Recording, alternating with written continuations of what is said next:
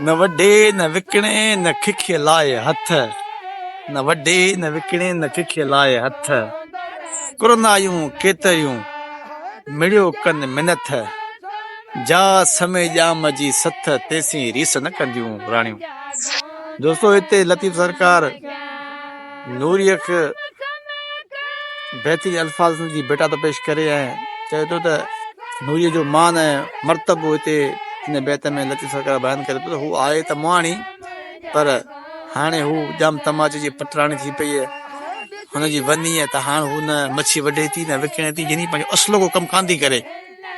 मुहाण को कमु कोन थी करे। हाणे हुनजो औसाफ़ हुनजूं आदतूं